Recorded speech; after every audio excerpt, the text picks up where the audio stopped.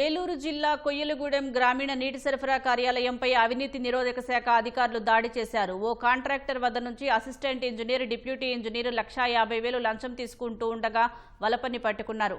Contractor చేసిన పనులు, బిల్లులు మంజూరుకు 75 లక్షలు లంచం డిమాండ్ చేసినట్లు ఏసీబీ అధికారులు వెల్లడించారు. సరౌండింగ్స్ లో కాంట్రాక్ట్ పనులు చేస్తున్న నల్లబోతు కోటేశ్వరరావు అని ఆయన ఇక్కడ ఆర్డబ్ల్యూఎస్ సంబంధించి పైప్ లైన్ వర్క్స్, అదేవిధంగా ఓవర్ హెడ్ ట్యాంక్స్ వర్క్స్ అనేది ఆయన కాంట్రాక్టర్గా పనిచేస్తున్నారు. వీళ్ళు పనిచేసిన సుమారు 75 లక్షలు బిల్స్ అనేది చాలా కాలంగా పెండింగ్ ఉన్నాయి. ఈ బిల్స్ ప్రాసెస్ చేసి ఎగ్జిక్యూటివ్ ఆఫీసర్కి పంపించాలని చెప్పి చాలాసార్లు కోరడం జరిగింది. పని చేసాం కాబట్టి మాకు వర్క్లో 1.5% ఏమో డిఈ గారు, 3% ఏమో ఏఈ గారు పే చేయాలని చెప్పేసి డిమాండ్ చేయడం జరిగింది.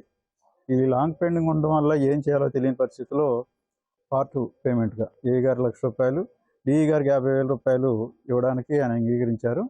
దానికి సంబంధించి ఆయన అంగీకరించినా కానీ పేమెంట్ చేయడం ఇష్టం లేక ఏలూరు ఏసీబీ ఆఫీస్ని అప్రోచ్ అవ్వడం జరిగింది. నిజంగా ఇతను డిమాండ్ చేయడం నిజమే అన్నది కన్ఫర్మ్ చేసుకుని ఈరోజు కేసు నమోదు చేసి ఈ ట్రాప్కి మధ్యవర్తుల సమక్షంలో ట్రాప్కి ఆర్గనైజ్ చేసాం.